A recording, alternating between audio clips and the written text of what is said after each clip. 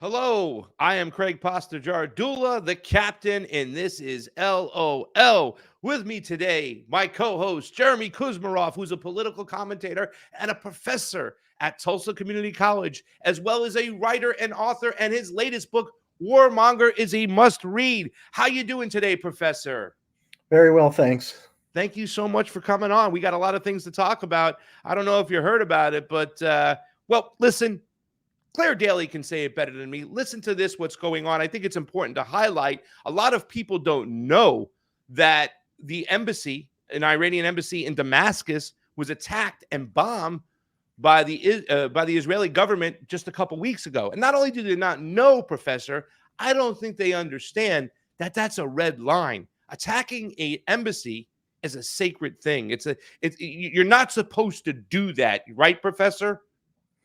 Absolutely. A lot of the mainstream media and democratic political figures are all in outrage about Iran and blaming Iran and its aggression. But those same figures were not condemning Israel for this terrible attack. And the Israelis also killed 18 Iranian al-Quds soldiers. And I mean, any country is going to have to respond to these kind of provocation and aggression. Well, let's listen to Claire Daly and what she said, and then we'll get our opinions right after it. So the rules-based order is in roaring form.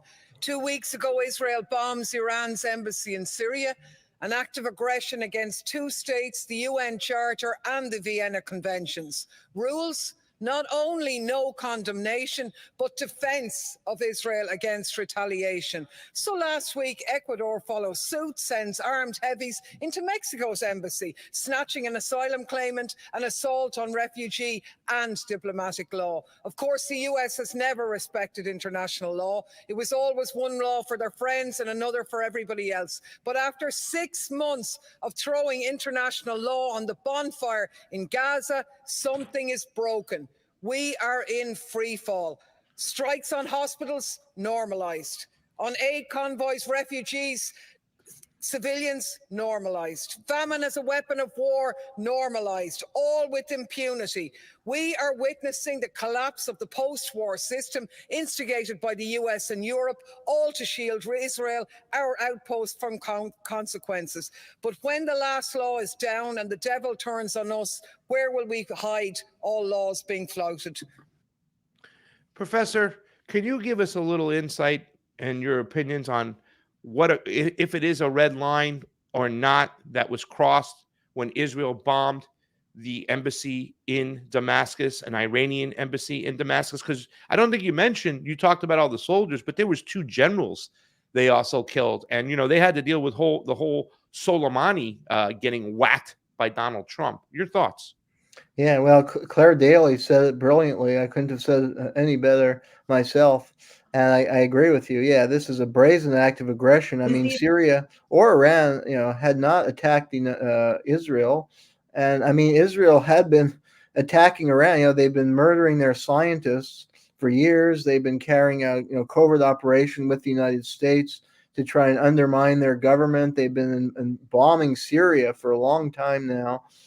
Killing many people there, and this is just a lawless government and in Israel, and nobody's doing anything to rein them in. The United States, there are a few crocodile tears shed, and even a Chuck Schumer had come out to condemn some of their excesses, but the weapon supplies continue. Yeah. And no sanctions or anything that would actually hurt Israel, and they feel they have a green light to continue their recklessly aggressive policies. I say this all the time, Professor. The analogy of the United States and Israel is like a best friend telling a guy telling his best friend to stop beating his wife, but then he hands him a thicker belt to do so. They say don't do this, and that's all because there's an election coming on, and they're losing the public relations battle. But this seems to have spiraled out of control. Claire Daly did mention that after this act, then we saw the Ecuadorians go into a Mexican embassy. As we know that AMLO, his party has an election coming up. The Morena party is still favored. I think her name was Claudia Sheinbaum, is one of the favorites. But the United States government doesn't like the Morena party, doesn't like AMLO.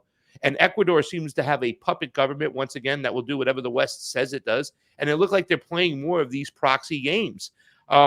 But do you think this has spiraled out of control? Is it the collapse of the post-war system in which Claire Daly just mentioned? Well, it is one of many. I mean, we've seen many brazenly lawless acts carried out by the United States and Israel over years now. I mean, you can go back to Vietnam when the United States refused to sign the Geneva Convention and just tried to impose a puppet government in South Vietnam and started bombing it. Back to the Stone Age, you had the Iraq War. Was a totally lawless operation with cataclysmic consequences. You've had many other bombing. I mean, the Libya bombing was, Dennis Kucinich tried to have Obama impeached. I mean, that was in violation of U.S. law as well as international laws. And then these covert operations, like in Syria, there's really no legal basis for that. So, unfortunately, this is one of many. I mean, I fully agree with what Claire Daly is saying, and I think she's brilliant and courageous. The only point I would add is that this lawlessness has a pedigree. Unfortunately, it's been going on for years and years now. Yeah, but an embassy getting bombed to me is a whole new, a whole new subject in itself right now. This is a whole new high, excuse me, not a high, but an all new low in which the Israelis have now crossed. I mean, they haven't been like the Boy Scouts by any means. A lot of us feel this is ethnic cleansing going on in Gaza right now, and it's disgusting. But they took it a step further, like saying, can you get any lower? And the Israeli government said, hold my beer. So my first question is, before we get on to the leftist, and I use those air quotes because there's no such thing as left in America, in my opinion. But before we get on to the leftist lawmakers and politicians and all that, did Iran have a choice here, Professor, but to strike back? I mean, I don't think so. I mean, just play the game. What if the sides were reversed, and what if Iran was bombing embassies and had been subjected to years? I mean, Iranians have endured years of aggressive attack by the United States and Israel, really since the Islamic Revolution of 1979, which the United States couldn't tolerate because they wanted to reimpose the Shah. They had a strategic proxy in the Shah, and he gave everything to the foreign oil companies, and he was a good base of U.S. operation in the Middle East. He fell to this an Islamic revolution, and the U.S. has been trying to overthrow it ever since. And the Iranians have been really restrained. The Israeli far right works with the United States to try and destroy that government, and Iran has been remarkably restrained in the face of this foreign aggression. Of course, they're in a difficult position because they don't want to invite outright, bombing and military invasion. So they try and, be kind of diplomatic. But at a certain point, they have to respond. I mean, their government is responsive to their own people. That's to show it's there to protect its own people from these foreign aggressors.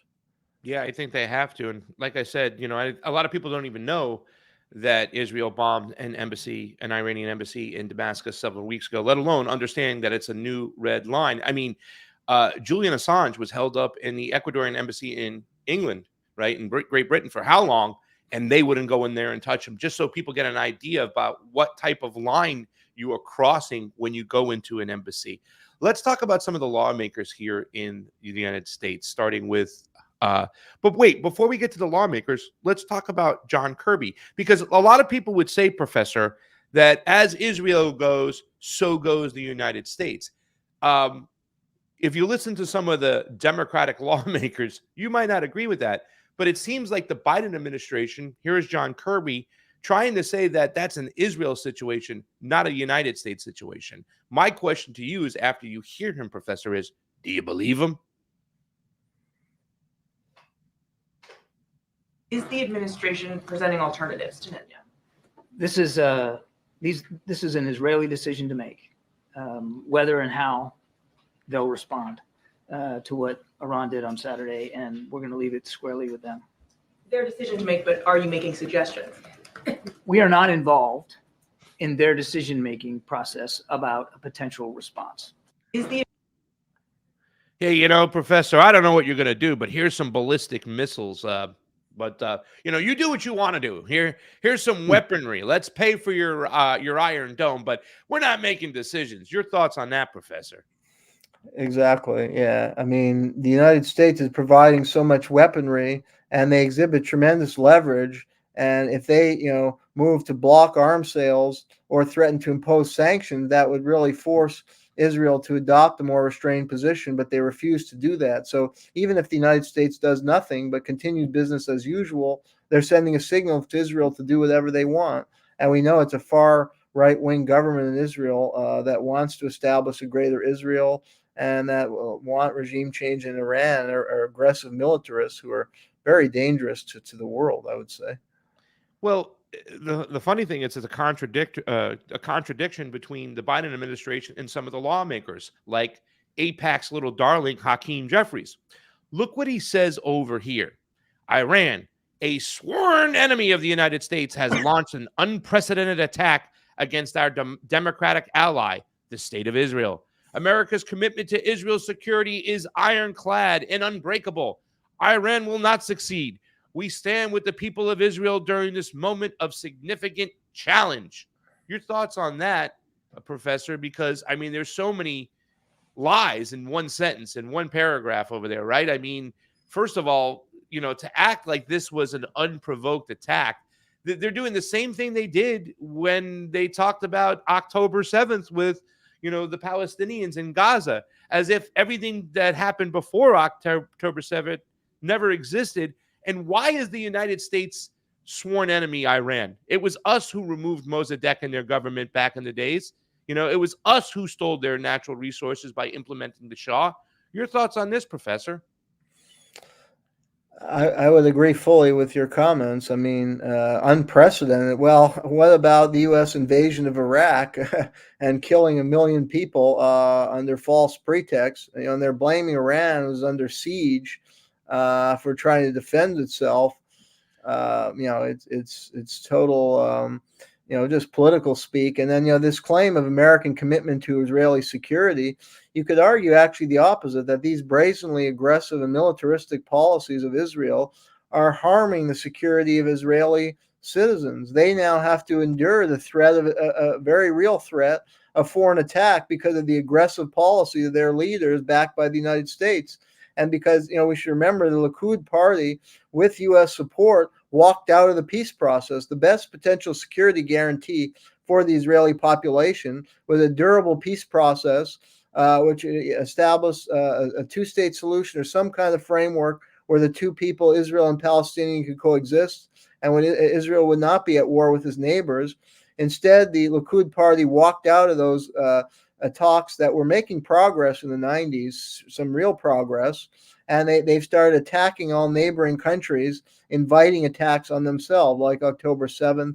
And then there's the issue of security, failed security on October 7th, and the suspicion that they deliberately let that happen. So I think it's clear that the leadership in Israel and the United States has no commitment to Israeli security and the welfare of the Jewish people. Elizabeth Warren here, right, is also one that's been kind of echoing the same kind of narrative that our good friend Hakeem Jeffries has mentioned. I strongly condemn Iran's attack. The U.S. supports the Israeli people during this difficult moment and Israel's right to defend itself against this dangerous aggression. We need urgent de-escalation and a ceasefire in Gaza to prevent a wider regional conflict. Once again, stop beating your wife, but here's a thicker belt to do so. But listed down below shows why. Well, maybe because she's bought off by the AIPAC lobbyist over here. Elizabeth Warren received $298,468 from the AIPAC lobbyist last year. So just like Hakeem Jeffries, just like the majority of our Congress, not only do they have dual Israeli citizenship, Professor, they're also bought off by the AIPAC lobbyist. Your thoughts? Well, and firstly, American liberals have often been very reluctant, even going back to Vietnam, to admit that the United States has waged aggressive wars, and that this is an act of U.S. Israeli aggression. They can't admit that. It always has to be Iran or a foreign enemy has to be the aggressor. And it's this myth of American exceptionalism that America is never aggressor or Western countries. As far as the AIPAC, yeah, I mean, you can argue that, again, AIPAC acts actually counter the interests of the Jewish population, because they've often supported hard right positions and anti-Palestinian sentiments that have blocked negotiation, which is the best prospect for people of that region to live in a peaceful way. So I would argue AIPAC works against the interest of the Jewish people, and I'm Jewish myself. Well, there's an argument that if you're a pro-Zionist, you're actually anti-Semitic yourself. You can have that argument if you want to, right? Because most of the people that are occupying Palestine right now and calling the land of Israel, a lot of them are from Brooklyn, New York, and that's crazy. But I want to highlight really quickly, Professor, the differences between the two armies, right, and the two militaries. We understand what the Israelis are doing right now in Gaza is terrible, right? Elizabeth Warren tried to save the situation by, we need a ceasefire now. Yeah, that's really interesting after you've taken so much money for them and you've done their bidding in our Congress. But Scott Ritter was on with Judge Napolitano the other day and talked about the differences between the two militaries. And I think we see this in Ukraine and Russia, and it's not talked about enough. We're a country, the United States, who dropped bombs on civilians in Japan and killed hundreds of thousands of people, right? Civilians, in fact. Let's listen to Scott Ritter, and I would like your opinions, Professor, on what he is talking about, the differences in which the two militaries act. Take a listen. Scott Ritter's video. Go ahead. Provided the United States and Israel with 72 hours advance notice of this attack. Is that normal? It's normal if you don't want to kill people. It's normal if you're just trying to prove a point, not to do harm.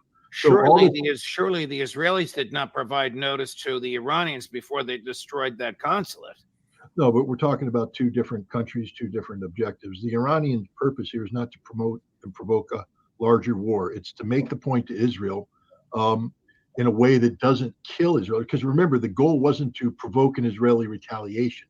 The goal was to demonstrate to Israel and the United States that Iran possessed the ability to destroy Israel anytime it wanted to.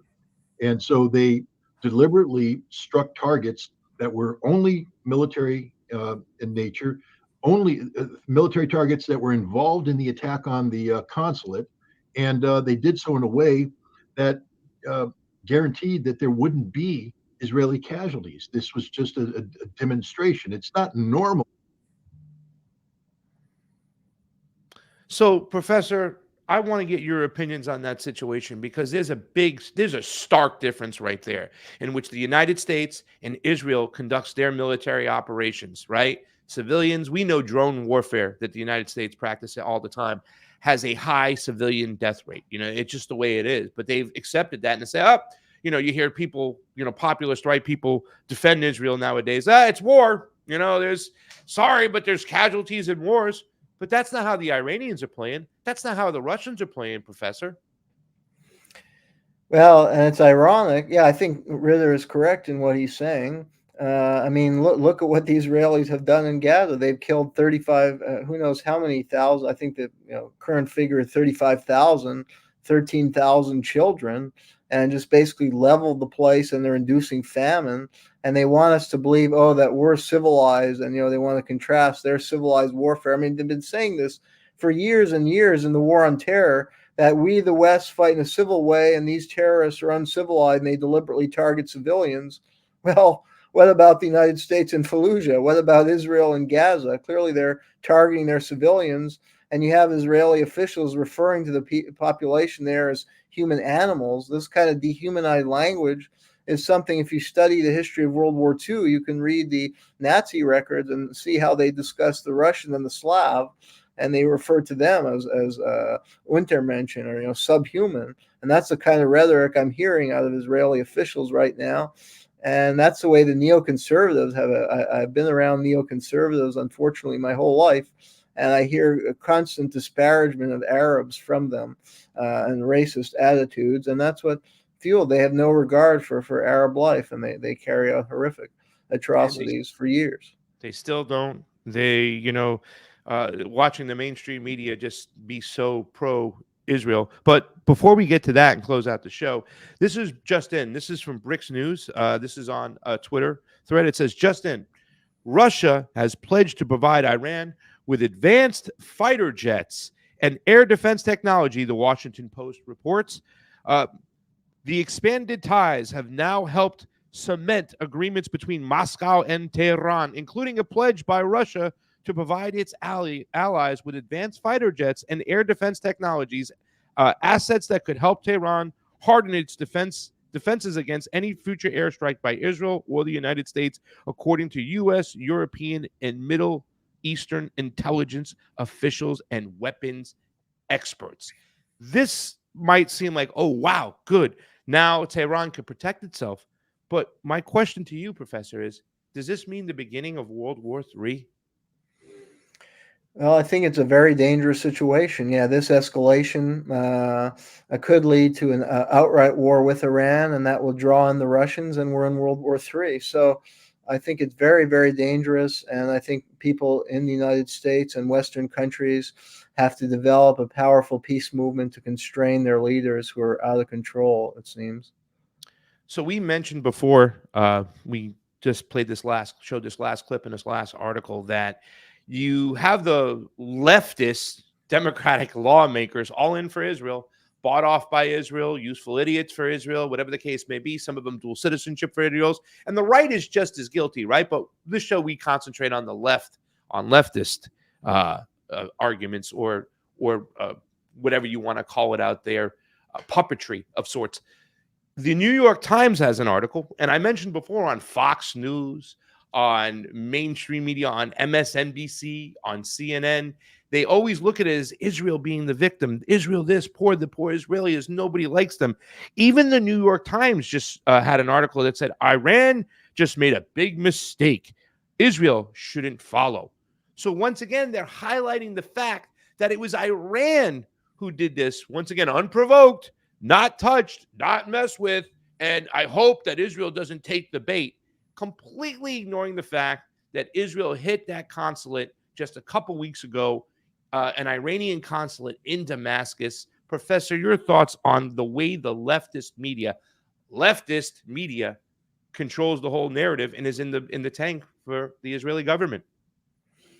Well, I think you hit on, and I think Thomas Friedman, the author of that article, is kind of positioning himself as a dove on this issue, that he wants the Israeli far right to kind of back off a little bit because he may be worried about World War III. But even in framing this kind of analysis, he makes a point of blaming Iran, and like Warren, he refuses to acknowledge aggression by Israel and the United States. And that's kind of standard for the Western intellectuals going back to the Vietnam era before. Noam Chomsky wrote brilliantly about this in his essay, The Responsibility of Intellectuals, about Vietnam. They refused to call a spade and to call out the United States for aggression in Vietnam. And it's just a consistent pattern we see. And I see a lot of familiarity with Russia, even the doves and Ukraine. Some who position themselves as doves, they still make a point of saying, oh, well, Russia, brutally is the aggressor and we couldn't stand for that. Yeah. And they don't want to acknowledge how the United States provoked that conflict, and Ukraine had attacked the people of Eastern Ukraine, and Russia came to their self-defense. And this is the flawed analysis we see. It's a tainted, slanted narrative. We got to get on out of here. I see this when they say Assad is a brutal dictator, but no, you're already moving the goalposts in a way that's favorable to the NED, the CIA, and all these other NGOs that want war. That's it for today, ladies and gentlemen. I am your Captain Craig Pasta Jardula. If you like more of this, go to Pasta 2, go on YouTube or Rumble. For Jeremy Kuzmarov, the professor, we're out of here.